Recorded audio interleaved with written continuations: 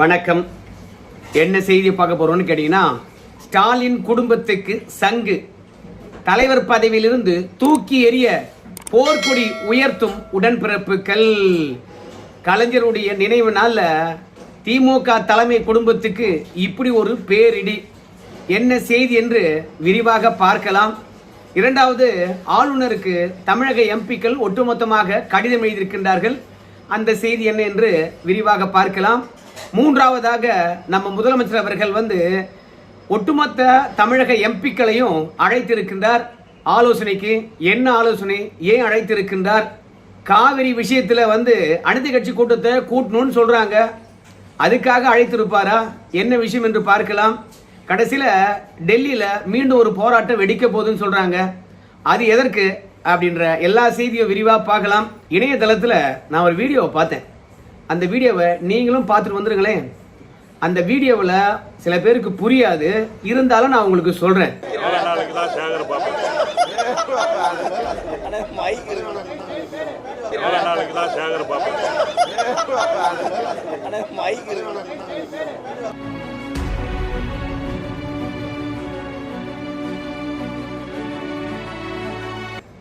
அங்க இருக்கக்கூடிய திமுக எம்எல்ஏக்கள் ஒரு விஷயத்தை அழுத்தம் திருத்தமா சொல்றாங்க.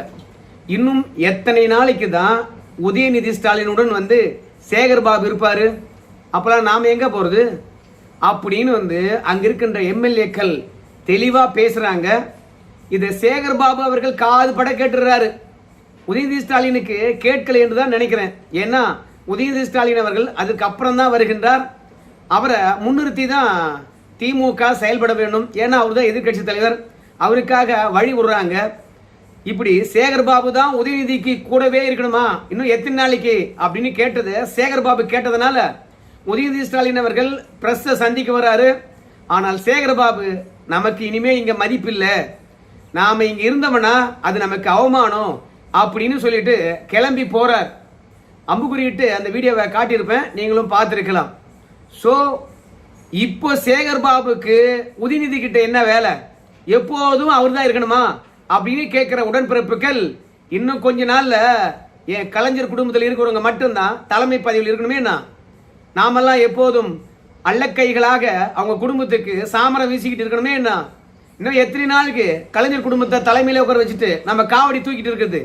இந்த அதிருப்தி குரலானது கண்டிப்பா எழுந்திருக்கும். அங்க மைக் இருக்குது, செய்தியாளர் இருக்காங்க, அங்க நிறைய சட்டமன்ற உறுப்பினர் இருக்காங்க. ஒருத்தர் இல்லைன்னா ஒருத்தர் கண்டிப்பா திமுக தலைமை கிட்ட போட்டு கொடுத்துருவாங்க. சேகர்பாபு உதயநிதி கிட்ட எந்த அளவுக்கு நெருக்கமா இருக்கான்னு தெரியும். அப்படி இருந்தாலும் துணிச்சலாக இன்னும் எத்தனை நாளைக்கு தான் உதயநிதியுடன் சேகர்பாபு இருப்பாரு, நாமெல்லாம் எப்ப இருக்கிறது அப்படின்னு பேசுறாங்கன்னா, அதுக்கப்புறம் ஸ்டாலின் தான் தலைவராக இருக்கணுமா, அதுக்கு பிறகு அவங்க புள்ளதான் இருக்கணுமா, அதுக்கு பிறகு அவங்க பேரன் தான் இருக்கணுமா, இன்னும் எத்தனை நாளைக்கு விட்டு கொடுப்பது? இந்த அதிருப்தி குரலானது எழுமா இல்லையா? கட்சி தலைமைக்கு தெரிஞ்சாலும் பரவாயில்ல, சேகர்பாபுவை விரட்டி அடித்தே ஆக வேண்டும் சொல்லிட்டாங்கல்ல. இன்னும் சில பேர் என்ன சொல்றாங்க கேட்டீங்கன்னா, துர்கா ஸ்டாலினுடைய இன்ஸ்ட்ரக்ஷனா இருக்கும்பா. நம்ம முக ஸ்டாலின் இருக்கா தெரியுமா, முக ஸ்டாலின் அவரை குளத்தூர்லயே தோல்வடை செய்தது இந்த சேகர்பாபு தான். வீட்டு பக்கமே வராது அப்படின்னு துர்கா அம்மா சொல்லிட்டாங்க. ஆனா ஸ்டாலினுடன் நெருக்கமா இருந்துகிட்டு கட்சிக்குள்ள தன்னை தக்க வைத்துக் கொள்ளுகின்றார். அப்படியே கோபாலபுரம் வீட்டுக்கு கொஞ்சம் கொஞ்சமா போயிடணும், சித்ரஞ்சன் தாஸ் சாலையில போய் உட்கார்ந்து சாப்பிட்டுணும், ஸ்டாலினுடன் மீண்டும் நெருக்கமாயிடணும், திமுகவில் தீர்மானிக்கின்ற சக்தியா நாம் இருக்கணும் அப்படின்னு உதயநிதி ஸ்டாலின் அவர்களை காக்கா பிடிக்கிறாரு. அந்த மனுஷன் உதயநிதி ஸ்டாலினுடன் இருந்தான்னா அவன் காது பட, இன்னும் எத்தனை நாளைக்கு தான் நீ உதயநிதி கூடவே இருப்ப, நாங்கெல்லாம் என்ன ஆகுறது அப்படின்னு பேசுங்க, மானம் உள்ளவன் போயிடுவான் அப்படின்னு துர்கா ஸ்டாலின் கிட்ட இருந்து வந்திருக்கேன் செய்தி. அதனால்தான் இப்படி வெளிப்படையா பேசுறாங்க. இல்லனா கொத்தடிமைகளாகவே இருந்த திமுக கூட்டத்துக்கு இவ்வளவு பெரிய தைரியம் வருமா என்ன அப்படின்னு பேசுறவங்களும் இருக்காங்க. சொல்லியிருக்க வாய்ப்பு இருக்கு. ஏன்னா சென்னை முழுவதும் நான் பாத்துக்கிறேன். நான் கோயில் அடிச்சு வச்ச காசானது என்கிட்ட நிறைய இருக்குது, நான் கூட்டு எல்லார்கிட்டையும் ஓட்டு வாங்கிறேன் அப்படின்னு சேகர்பாபு பாத்தீங்கன்னா திமுக தலைமையை ஏமாத்தி வச்சிருந்தார். சென்னை விஜயனுடைய கோட்டையாக மாறி இருக்குது என்ற விஷயத்தை களத்தில் இருக்கக்கூடிய சேகர்பாபு தான் கணித்திருக்கணும். சேகர்பாபு கணிக்காம போனதுனாலதான் இன்னைக்கு திமுக தோல்வி அடைந்திருக்குது. ஸ்டாலின் அவர்களே தோத்து போயிட்டார். ஒரு கட்சியில தலைவர் தோத்துட்டாங்கன்னு வச்சுங்களேன், அதுக்கப்புறம் அந்த கட்சி எழுந்திருக்க வாய்ப்பே இல்லை. ஆனா விஜயால மட்டும்தான் இன்னைக்கு திமுக கவனிக்கப்படுகின்ற ஒரு கட்சியா இருக்குது. அடடா, நாம ஆரம்பத்திலிருந்து நேசித்த கட்சியாச்சே திமுக, நானும் எங்க அப்பனும் அந்த கட்சியால வளர்ந்தோமாச்சே, பல படங்களுக்கு பைனான்ஸ் பண்ணாங்களே, அதனால திமுக அழிந்து விடக் கூடாது என்பதற்காக திமுகவை தவேகாவுக்கு எதிராக எதிரியாக கொண்டாந்து நிறுத்துறாரு யாரு? விஜய். இல்லனா அந்த கட்சி மக்கள் மத்தியில அழிந்து போயிருக்கும், கவனம் பெறாமே போயிட்டு இருக்கும். எப்போதும் குடும்ப கட்சிகள் தலை தூக்குனதா சரித்திரமே இல்லை. நீங்க இந்தியா முழுவதும் பார்க்கலாம், இல்ல உலகம் முழுவதும் பார்க்கலாம். ஆனா குடும்ப ஆதிக்கம் இல்லாத கட்சிகள் தான் தன்னிச்சையாக தொண்டர்களாலும் மக்களாலும் ஆராதிக்கப்பட்டு வருகிறது. ஆனா விஜய் அவர்களால் மட்டும்தான் திமுகவை தனக்கு எதிரியாக நிறுத்துகின்றார். அடுத்தது தனுஷ் வருகின்றார். அவர் போட்டியா வந்துடக்கூடாது, அவரு ஒரு நடிகர், அப்புறம் விஜயா தனுஷா என்று வந்துடக்கூடாது. அது மட்டுமல்ல, அரசியல கரைத்து குடித்த அண்ணாமலை வருகின்றார். எப்படியா இருந்தாலும் அண்ணாமலை கிட்ட யாராலும் ஜெயிக்க முடியாது. ஏன்னா படிச்ச மனுஷன், அதோட குற்றவாளிகள் யார் என்பதும் தெரியும், நல்லவன் யார் என்பதும் தெரியும். அரசியல் களத்தில் இருந்ததுனால ஆளுங்கட்சி எப்படி செயல்படும் என்று தெரியும், எதிர்கட்சியில் அவரு தலைவராக இருந்ததுனால எதிர்கட்சிகள் எப்படி செயல்படும் என்றும் தெரியும். நல்ல அனுபவசாலி, தலைவர் பதிவிலும் இருந்திருக்காரு, அடிமட்ட தொண்டனாகவும் இருந்திருக்கிறாரு. இப்படி எல்லா களத்திலும் அதிரடியாக வேலை பார்த்த நம்ம அண்ணாமலை அவர்கள் தனக்கு போட்டியா வந்தாருன்னா சமாளிக்க முடியாது. ஏன்னா தனுஷ் அவர்கள் எந்த அளவுக்கு இளைஞர்களை இழுக்கின்றாரோ அதே அளவு நம்ம அண்ணாமலை அவர்களும் இளைஞர்களை இழுப்பாரு. ஏன்னா விஜய் அவர்களை விட அண்ணாமலைக்கு 10 வயசு குறைவு. இன்னும் ஜென்சி கிட்ஸ்களை பாத்தீங்கன்னா, இல்ல ஜென்சி இளைஞர்களை அண்ணாமலை தான் அதிகமா இழுக்க வாய்ப்பு இருக்குது. அதே மாதிரிதான் தனுஷ் நம்ம விஜய் விட 10 வருடம் வயசுல குறைவு. அதனால அரசியல் களமானது தனுஷா அண்ணாமலை என்று மாறி போச்சுன்னா, அதனால ஓரளவுக்கு நம்ம ஏஜுடன் மேட்ச் ஆகக்கூடிய, நம்ம விஜய் அவர்களை விட ஒரு 3 வயது குறைவா இருக்கக்கூடிய உதயநிதி ஸ்டாலின் அவர்களை நம்ம நேர்த்தியா நம்ம எதிரியாக கட்டமைத்துக் கொள்வோம். எப்போதும் அரசியல் களத்துல பலமான எதிரியை உருவாக்க மாட்டாங்க, பலவீனமான எதிரியை தான் தன் பக்கத்துல வச்சுக்குவாங்க. அப்பதானே ஈஸியா வெற்றி பெற முடியும். அதனால அரசியல் களத்துல விஜய்க்கு மாற்று பலவீனமா இருக்கக்கூடிய திமுக தான் என்று ஐடென்டிஃபை பண்ணிட்டாரு. அதனால்தான் இன்னைக்கு திமுக பேசுபடு பொருளா இருக்குது. கடவுளார்களும் கொஞ்சம் திமுக இருக்குது. இல்லனா அதிமுக 84 இடங்கள்ல முன்னணியில போனது கடைசியில 47 இடங்களுக்கு சுருங்கி விடுமா? வெறும் 47 இடங்களை பிடித்த திமுக அப்படியே வளர்ந்து வளர்ந்து கூட்டணி கட்சியுடன் சேர்ந்து 59 தொகுதிக்கு வெற்றி பெறுமா? அதனால கடவுளாரும் இருக்குது, திமுக காப்பாற்றிட்டு இருக்குது. ஆனால் இன்னைக்கு சேகர்பாபுக்கு எதிராக கிளர்ந்தெழுந்த இந்த உடன்பிறப்புகள் நாளைக்கு மு.க. ஸ்டாலின் குடும்பத்துக்கு எதிராக சங்கூத மாட்டாங்கன்னு என்ன நிச்சயம்? கண்டிப்பாக இந்த வீடியோவை அலசி ஆராய்வார்கள். சட்டமன்ற உறுப்பினருக்கு இவ்வளோ துணிச்சல் வர்றதுக்கு யார் காரணம், எது காரணமாக அமைந்தது? நம்முடைய தலைமை அவங்க ரசிக்கலையா, இல்ல சேகரபாபு மட்டும்தான் அவங்க எதிர்க்கின்றார்களா? கண்டிப்பா திமுகவுக்குள்ள ஒரு கிளிக்கிற ஒரு அச்சம் கண்டிப்பா வந்திருக்கும். அதனால இன்னும் போக போக இந்த தேர்தல் இல்லாம இருக்கலாம். ஆனா 2031 தேர்தலில் தோல்வி அடைஞ்சால் கலைஞர் குடும்பம் தான் கோல் வச்சிருமா? அவங்க அப்பாவுக்கு பட்டா போட்டு கொடுத்துட்டு போனாரா நம்ம அண்ணாதுரை? யோ வெளியே போய் சொல்லியா அப்படின்னு நேரடியா கேள்வி கேட்டாலும் கேட்பாங்க. அதுக்கு இன்னும் காலம் இருக்குது, கொஞ்சம் பொறுத்து தான் பார்க்கணும். அதிருப்திகள் எப்போதும் சரி ஒரே நாள்ல உருவாகாது. இப்படிதான் ஒரு புள்ளியில தொடங்கும், யாரோ ஒருத்தர் மூலமாகத்தான் தொடங்கும், அது பெரிய ஃபயர் ஆகும், அப்புறம் ஒட்டுமொத்த பெரிய ஆயிடுச்சிடும். அதே மாதிரி தான் கரப்பான் பூச்சி ஜனதா கட்சியும் ஒரு அமைச்சருடைய பதவியை பறித்தது. இப்ப டெல்லியில மீண்டும் ஒரு போராட்டம்.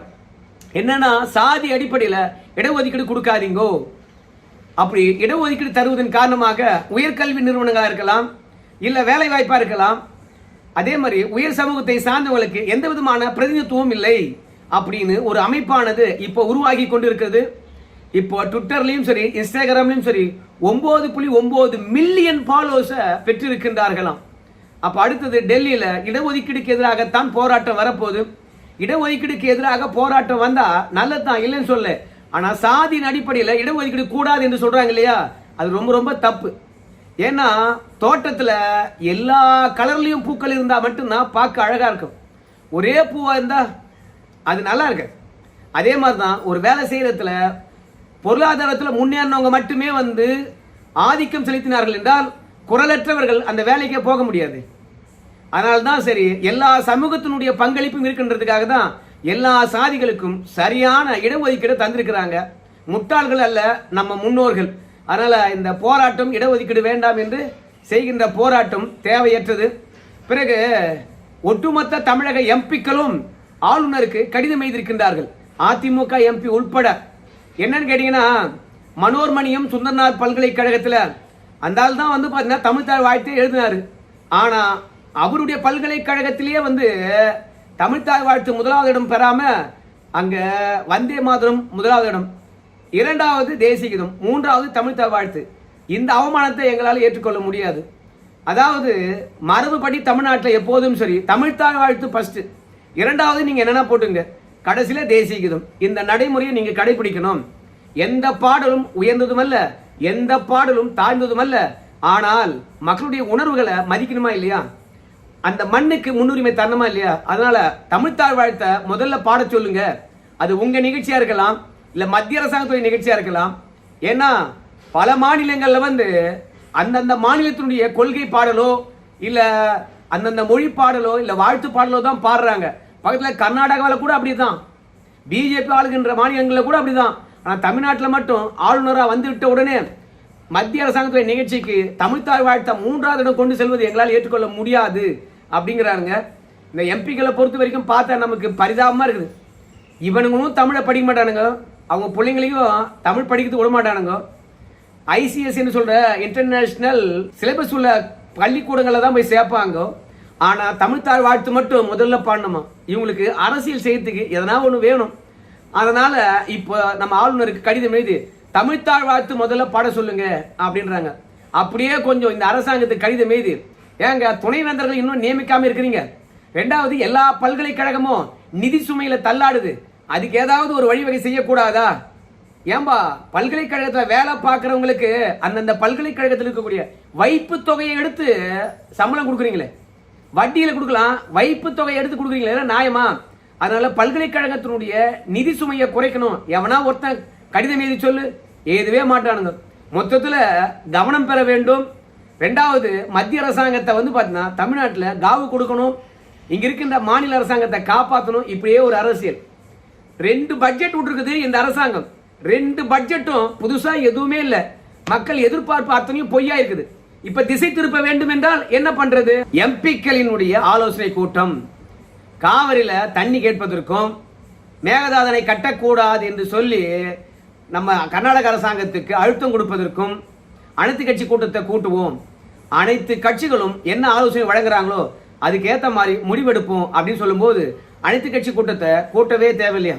ஏன்னா எப்படியா இருந்தாலும் தமிழகத்துக்கு தண்ணி வந்துவிடக் கூடாது என்ற எண்ணத்துல திமுக இருக்குது. அவங்கெல்லாம் அனைத்து கட்சி கூட்டத்தில் கூப்பிட்டு உட்கார்ந்து வச்சு பேசணும்னா ஆரோக்கியமான ஐடியா கொடுப்பாங்களா? தவேக அரசாங்கத்துக்கு ஆப்பு தான் வைப்பாங்க. அனைத்து கட்சி கூட்டமே தேவையில்லை அப்படின்னு நம்முடைய நிர்மல்குமார் அவர்கள் சொல்றாரு. நீங்க தான் சிறந்த அறிவாளியாச்சே, காவிரிக்கு எதிராக என்ன நடவடிக்கை எடுத்தீங்க சொல்லுங்க பார்க்கலாம். மொத்தத்தில் அனைத்து கட்சி கூட்டம் எதுக்கு கூட்டணுமோ அதுக்கு கூட்ட மாட்டாங்க. இந்த எம்பிக்கள் வந்து தொகுதி மறுவரை தொடர்பாக எடுக்க போகின்ற முடிவு அந்தந்த கட்சியினுடைய நிலைப்பாடா இருக்கும். அந்த தலைமை என்ன சொல்றாங்களோ அதுதான் அந்த கட்சி நிலைப்பாடா இருக்க போகுது. ஆனா எம்பிக்களை கூப்பிட்டு ஆலோசனை நடத்தி நீங்க இந்த முடிவு எடுக்கணும்னு சொல்லிவிட்டு முதலமைச்சரா இருந்து மற்ற கட்சிகளுக்கு ஆலோசனை வழங்க முடியுமா?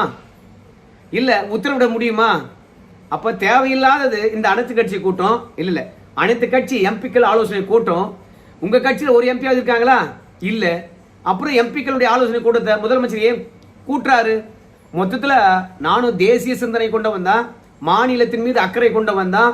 தொகுதி மறுவரை தொடர்பாக எங்ககிட்ட எம்பியே இல்லை என்றாலும் எங்களுடைய கருத்தை தமிழக எம்பிக்கள் எதிரொலிக்கணுமா இல்லையா, அவங்க கிட்ட நாங்கள் சொல்ல போறோம் அப்படின்னு பொதுநல நோக்குடன் வந்து பார்த்தீங்கன்னா எம்பிக்களுடன் ஆலோசனை நடத்துகின்றார்களாம். இதெல்லாம் தாத்தா காலத்து டெக்னிக்.